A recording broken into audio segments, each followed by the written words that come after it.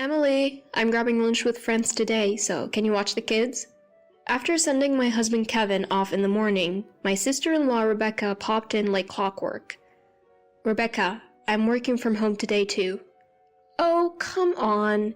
You're just working at home, right? Let me have a break as a mom. Alright, take care. With that, she left, leaving her kids behind. I sighed and welcomed the 3 kids into my home. My name is Emily. I'm a 37-year-old working homemaker. I freelance as a graphic designer, primarily working from home. After pouring my soul into building my career, I realized I was already past my 20s. By the time I felt stable in my work, I was 35. I was happy doing what I loved and thought maybe marriage wasn't so necessary. That's when I met Kevin.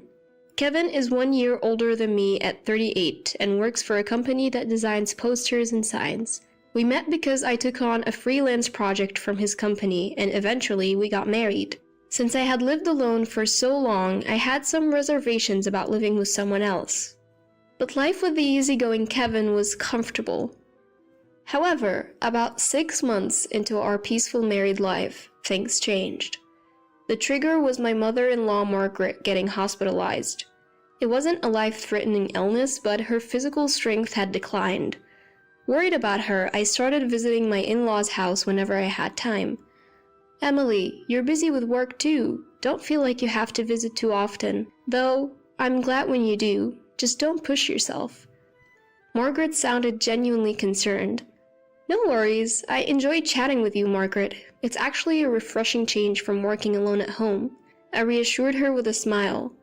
Margaret is a delightful person, always cheerful and charming. Even though I'm younger than Kevin, I am not what society would consider a young daughter-in-law. I know my in-laws would probably be happier with a younger daughter-in-law, especially given that I'm married to their eldest son. So I was prepared for some pushback when I first introduced myself. However, to my surprise, my parents-in-law were incredibly welcoming. Margaret even said, "My son's not the most interesting guy, you know? I had almost given up on him ever getting married. Having a strong and wonderful woman like you as my daughter-in-law is a relief." Thanks to that, I've built a strong relationship with my in-laws. So, given that Margaret was ill, I had no reservations about visiting my in-laws' house this time around. But there was one issue. It was about Rebecca, my sister-in-law. Rebecca is Kevin's younger sister by 6 years, married 8 years ago, and has 3 kids. Living near the in-laws, Rebecca, as stay-at-home mom, seemed to be dropping her kids off almost daily, even after Margaret got sick. Having the grandkids around is great, and Rebecca needs a break too, but having them here this often is a bit much, especially when I'm not feeling well. Margaret mentioned one day. Rebecca, dropping off her kids, responded, "Well, wouldn't having kids around cheer you up? Just let them play around, it's fine." Rebecca, considering Margaret's condition, maybe you should hold off on leaving the kids here for a while. What? You don't understand how tough parenting is. How about Emily helps? You're here to assist mom anyway, right? Take care of the kids too while you're at it. Bye! Rebecca walked out, ignoring my suggestion. Emily, I'm so sorry. I've spoiled her too much, and this is the result. You should get back to work. Don't worry about me. No, but looking at the kids racing around inside, I debated going back home, but eventually decided to stay until Rebecca returned. It was only 10 a.m. and Rebecca should be back by 3 or 5 p.m. at the latest, giving me enough time to cook dinner before Kevin comes home. However, Rebecca didn't return until after 7 p.m. Sorry, I got a bit delayed. Oh, Emily, you're still here. You must have a lot of free time. Bye. Wait, Rebecca, how about saying thank you? Margaret chided Rebecca, who was about to leave. Oh, give me a break. I'm too old for lectures. Bye. Rebecca took the kids and left without a word of gratitude. Both Margaret and I stood there in disbelief. One day, Rebecca suddenly said, "Can you take the kids shopping for clothes?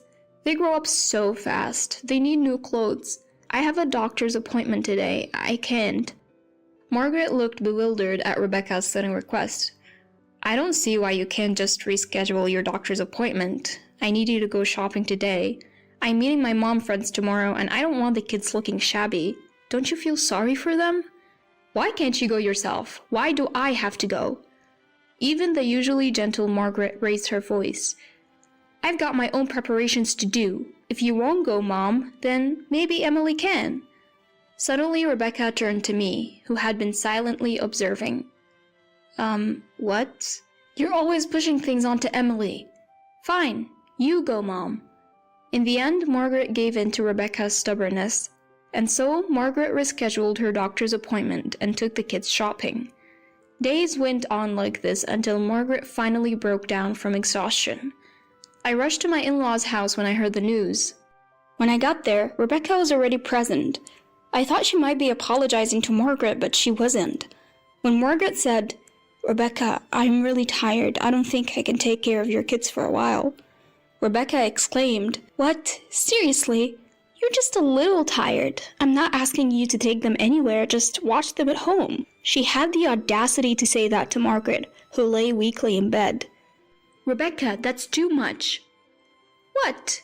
Okay, fine. Why don't I just leave them with Emily from now on?" What? Exactly. You can relax, Mom, and I won't have to change my plans. Problem solved. Rebecca sounded as if she had come up with a brilliant idea. "No, I can't take care of them alone." Then I guess we have to rely on Mom. You pretend to care, but you won't actually do anything. Pressured by Rebecca, I reluctantly agreed to take on the task. The next day, Rebecca really did drop off the kids. What's more, she always came after Kevin had left for work, perhaps to avoid any confrontation. I couldn't discuss it with Kevin since I had already agreed to it, but taking care of 3 kids turned out to be more challenging than I had imagined. Not only did I have to prepare lunch, but I also had to manage their constant requests for snacks. The kids were running around, making it impossible for me to concentrate on my work. Since we live in an apartment, not like the spacious in-laws' house, I was always worried about receiving complaints from the neighbors. On this day, I had invited an old friend from art school over. I was still looking after Rebecca's kids, and it was hardly the right time to have someone over, but I needed to talk to someone. So I invited this friend who I've known for a decade. "Looks pretty hectic, huh?" my friend says as she watches the kids run around. "Yeah, it does." Pouring coffee, I reply in a tired voice. "What about Kevin? He doesn't know about this?" "Yeah, Rebecca avoids Kevin's lectures like the plague. She specifically chooses times when he's not home to drop off and pick up the kids. Besides, Kevin's been working late a lot recently." "Wow, but you should talk to Kevin before it gets too much." "Yeah, I should." I nod, appreciating my friend's concern. Then, as if life wasn't chaotic enough, I miss a work deadline. Worse, it's a project from Kevin's company. Emily not meeting a deadline? What's going on? "I'm so sorry." Kevin did some maneuvering on his end. "I am not blaming you. You look exhausted. Something must be up." Kevin speaks gently as I lower my head. I then tell him about Rebecca leaving her kids with us every day. "I'm worried she'll just dump the kids on us for Christmas and go out partying." I sigh. "Really? I'm sorry I didn't notice. Does Daniel know about this?" Daniel is Rebecca's husband. "Oh, now that you mention it, I remember something. One day, Daniel came to pick up the kids. I gently asked if he could reduce the frequency of leaving the kids with us. All I got was a disinterested, in response. It was surprising considering Daniel's reputation as a straight-laced government worker. Thinking back, something else had been bothering me. For lunch, I couldn't keep serving only supermarket-bought lunches and frozen meals, so I'd been making simple homemade dishes, and I noticed that the kids would devour the food every single time. There are definitely some things to be concerned about. Maybe it's time to dig a little deeper. Hearing my thoughts, Kevin said as much, and then reached out to a certain individual. "Christmas comes around. I'll be counting down the new year in Paris. Take care of my kids, will you?" I get this sudden call from Rebecca while at my in-laws' house. "Excuse me?" Naturally, stays extend from Christmas to New Year's celebrations. It's a whole different ballgame compared to watching the kids for just half a day. That's asking a bit much. Emily, you live so freely. A little inconvenience is good for you. You should thank me for this precious experience. The kids will stay with you. Bye. Sorry, but I'll be at my parents' home. Even so, she vents at me and hangs up. I sigh and make a call. A few days later, what the heck happened? Explain. A furious Rebecca calls. Oh, Rebecca, welcome back. How is Paris?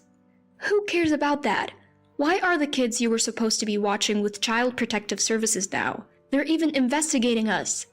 After hearing my story, Kevin reached out to a friend who works in the same office as Daniel to find out what's been going on with him recently. Apparently Daniel had been boasting that they had a bit more room in their budget and could take an overseas trip for Christmas. So basically you're saying you cut costs by leaving the kids with Margaret and me for meals and snacks? Who cares? That doesn't mean the kids should be taken by Child Protective Services. It's not just about that. Neglecting to provide proper meals for your kids is a form of abuse, so I contacted the appropriate authorities. What are you talking about? I heard it from the kids. I asked them casually when I noticed how eagerly they were eating the lunches I made. It turns out Rebecca and Daniel were only feeding the kids fast food and instant ramen. And instead of spending the saved money on the kids, they were using it for their own Christmas trip overseas, which is unacceptable. Daniel, you work for child services, right? Someone like you neglecting their kids. What's going to happen now? With that, I hung up the phone. Soon after, Child Protective Services conducted an investigation at Rebecca and Daniel's home. With the kids' consent, they were taken into the care of my parents-in-law. This became public and Daniel was pushed into a less desirable job position, eventually resigning. He seemed to be having trouble finding another job, his bright from being a government worker getting in the way. Rebecca also started working part-time, but it didn't last. Both of them frequently asked Kevin and his parents for financial help, but they refused. Of course, Kevin and I did everything we could to support the kids, who have now grown attached to us and rejected any contact with Rebecca and Daniel. Seeing Rebecca and Daniel's retreating figures after the kids told them through the doorbell camera that they didn't want to see them made my heart lighter. Even the kids who I once thought were out of control have become much better behaved, showered with genuine love and affection from my parents-in-law. These days, I'm enjoying the lively, happy days that I hadn't anticipated.